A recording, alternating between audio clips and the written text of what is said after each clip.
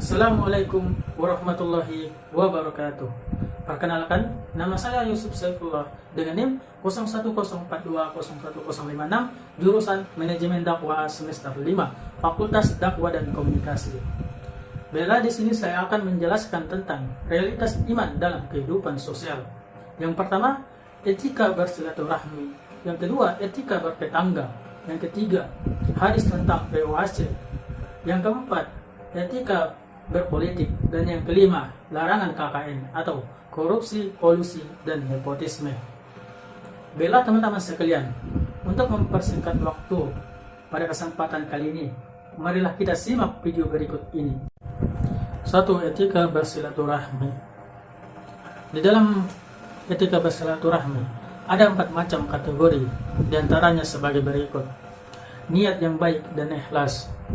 Sebagaimana yang kita ketahui, Allah Subhanahu wa Ta'ala tidak akan menerima suatu amalan kecuali kita melakukannya dengan ikhlas. Maka dari itu, wajiblah bagi siapapun untuk mengikhlaskan niat dengan baik kepada Allah ketika hendak menyambung tali persaudaraan, dan janganlah sekalipun bersilaturahim untuk riya. Yang kedua, mengharapkan pahala. Allah Subhanahu wa Ta'ala telah menjanjikan kepada hambanya yang bersilaturahim, apabila kita ingin bersilaturahim dengan saudara kita, alangkah baiknya lah kita untuk mengharapkan ridho dan pahala kepada Allah Subhanahu wa Ta'ala agar hubungan persaudaraan antar keduanya terjalin dengan yang baik. Yang ketiga, memulai silaturahim dari orang yang terdekat. Maksudnya adalah semakin dekat hubungan kita dengan keluarga, kerabat, tetangga maupun dengan masyarakat, maka kita wajib untuk menyambung hubungan persaudaraan dengan mereka. Yang keempat, menyapa dengan ucapan yang baik ketika hendak bertamu. Sebelum memasuki rumah yang akan kita kunjungi, alangkah baiknya kita terlebih dahulu memberi salam kepada dengan perkataan yang baik dan menghindari perkataan yang bisa menyakiti tuan rumah. Sebagaimana hadis yang diriwayatkan oleh Bukhari menjelaskan, "Ta'budullaha la tusyrik bihi syai'a wa tuqimus shalah wa tu'tiyaz zakah wa tasillur rahim zarha." Yang artinya, beribadalah kepada Allah Subhanahu wa Ta'ala dengan sempurna, janganlah syirik, dirikanlah salat, tunaikanlah zakat, dan jalinlah silaturahim dengan orang tua dan saudara. Hadis riwayat Bukhari. Baiklah, di sini saya akan menjelaskan materi yang kedua, yaitu etika bertetangga. Etika bertetangga adalah suatu etika seseorang untuk menghormati dan memperlakukan tetangganya dengan cara yang baik. Etika bertetangga juga mendapatkan perhatian khusus yang sangat besar dalam agama Islam, karena setelahnya malaikat Jibril memberikan wasiat secara berulang kali kepada Nabi Muhammad SAW tentang tetangga. Nabi sendiri mengaitkan antara iman dan hari akhir dengan perlawanan yang baik kepada tetangga, karena semakin baik iman seseorang muslim kepada Allah dan hari akhir, dipastikan dia semakin baik dengan tetangganya. Karena Rasulullah SAW menjelaskan dalam hadis berikut, "Wa man kana yu'minu wal yawmil akhir falyukrim jarah." Yang artinya, dan siapa saja yang beriman kepada Allah dan hari akhir, hendaklah dia memuliakan tetangganya. Ada 4 macam dalam etika bertetangga. Yang pertama, tidak menyakiti tetangga. Yang kedua, memperlakukan tetangga dengan sebaik-baiknya. 3. Menghormati dan menghargai tetangga. 4. Bersikap sabar jika diganggu oleh tetangga. 5. Menolong, melindungi, serta memberikan hak terhadap tetangga. Materi yang ketiga adalah hadis tentang POAC dan uraiannya. Yang pertama, planning. Planning merupakan proses mendefinisikan tujuan organisasi, membuat strategi untuk tujuan, dan mengembangkan rencana aktivitas kerja organisasi. Yang kedua, organizing.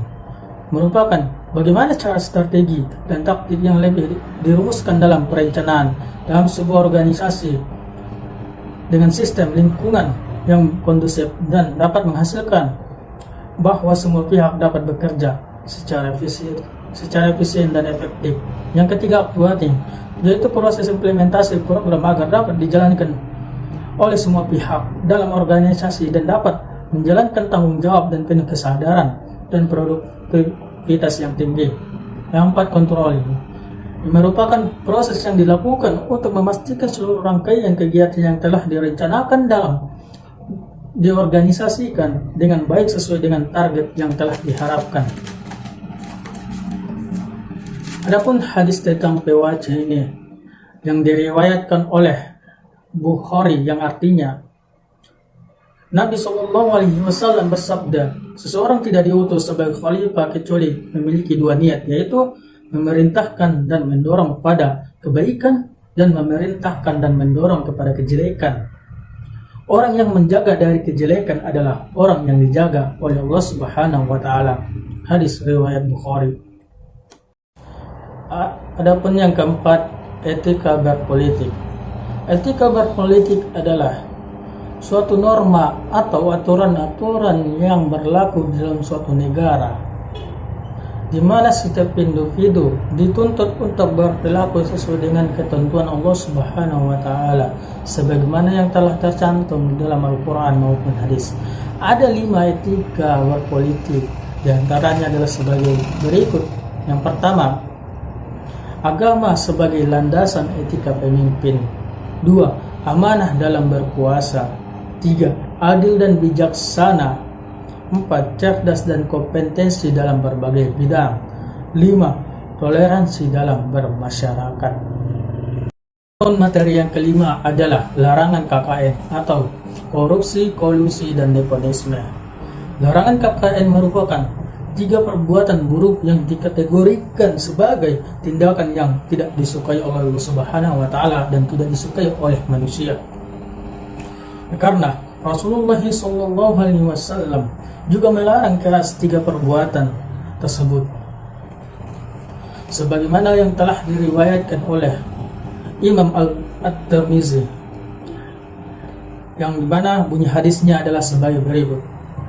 Haddatsana Ahmad ibnu Yunus, haddatsana ibnu Abi Zibin an Haris Abdi Rahmani an Abi Salamah Abdi Abdillah ibnu Umar qala la'ana Rasulullah sallallahu alaihi wasallam ar-rashi wal murtashi, di mana yang artinya adalah telah menceritakan kepada kami Ahmad bin Yunus telah menceritakan kepada Ibnu Abu Zib dari Al-Haris bin Abdurrahman dari Abu Salamah dan Abdullah bin Amru. Ia berkata kepada Rasulullah SAW, melaknat orang yang memberi uang sogokan dan orang yang menerimanya. Mungkin cukup sekianlah video tentang realitas iman dalam kehidupan sosial. Semoga menjadi berkah dan manfaat bagi kita semua. Saya akhiri dengan salam. Assalamualaikum warahmatullahi wabarakatuh.